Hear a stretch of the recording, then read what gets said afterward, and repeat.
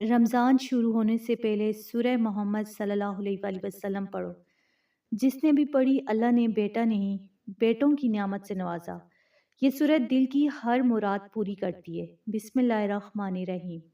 ناظرین، سب سے پہلے یہ جان لیں کہ قرآن پاک کی ہر سورت اپنی جگہ بے پناہ برکت اور رحمت کی عامل ہے، اور آج ہم جس سورت کے بارے میں بات کریں وہ ہے سورہ محمد صلی اللہ علیہ وآلہ وسلم، جس کے بارے میں ہمارے پیارے نبی صلی اللہ علیہ وآلہ وسلم نے فرمایا کہ جو بیمار یا کسی بھی حاجت کے لیے دل سے سورت کی تلاوت کرے، اللہ تعالیٰ اسے شفا، راحت اور خوشی عطا فرماتے ہیں۔ ناظرین، خاص طور پر جو لوگ اولاد کے منتظر ہیں، بے اولادی کی بیماری میں مبتلا ہیں، بیٹے جیسی نعمت کے اصول کے ہوائیں، ان کے لیے یہ سورت بے حد مؤثر ہے۔ شعبان کے آخری دنوں میں اس سورت کو پڑھنا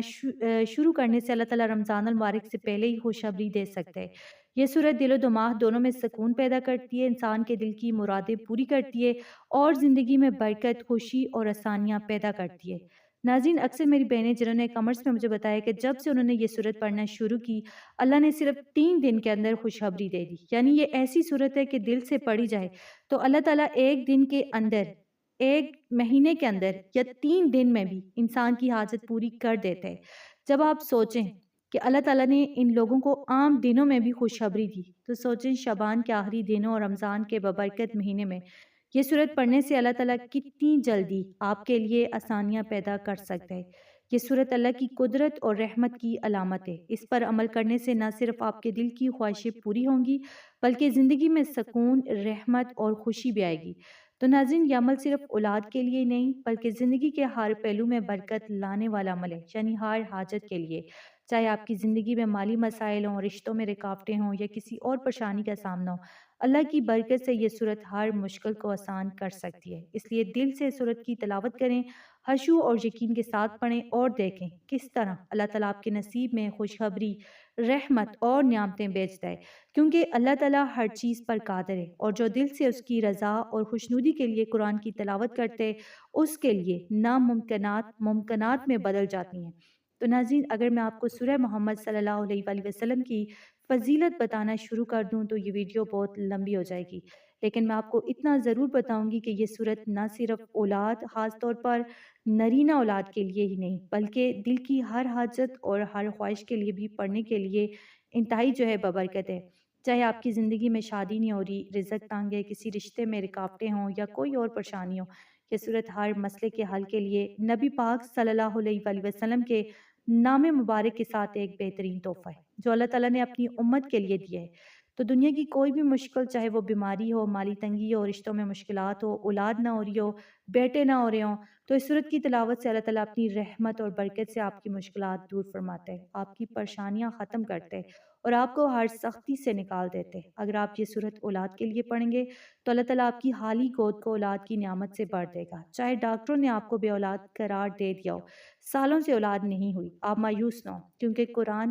معجزہ کرنے والی کتاب ہے اور اس کی برکت سے ناممکن کام بھی ممکن ہو جاتے ہیں۔ تو ناظرین، بس اس صورت کو آپ دل سے پڑھیں، خشوع اور یقین کے ساتھ تلاوت کریں اور دعا کرتے رہیں، کیونکہ دعا ایک ایسی طاقت ہے جو انسان کی تقدیر بدل دیتی ہے۔ دعا میں جتنا یقین ہوگا، اللہ تعالیٰ اتنی جلدی آپ کی قسمت بدل دے گا اور آپ کی زندگی میں خوشخبری، برکت اور آسانیاں لے آئے گا۔ بس دل سے یہ عمل کریں اور یقین رکھیں کہ اللہ تعالیٰ اپنی رحمت سے آپ کی تمام حاجتیں پوری فرمائے گا انشاءاللہ، کیونکہ اس کے نام کے ساتھ قرآن کی یہ بابرکت صورت جو ہے ہر مشکل میں روشنی کا ذریعہ ہے اور دل کی ہر خواہش پوری کرنے والی معجزہ بخش دعا ہے۔ تو ناظرین، اگر آپ چاہتے ہیں کہ اللہ تعالیٰ آپ کی ہر حاجت پوری کرے، چاہے وہ اولاد کے لیے ہو، نرینہ اولاد کے لیے ہو، یا شادی میں رکاوٹیں دور کرنے کے لیے، یا کسی بھی عرصے سے آپ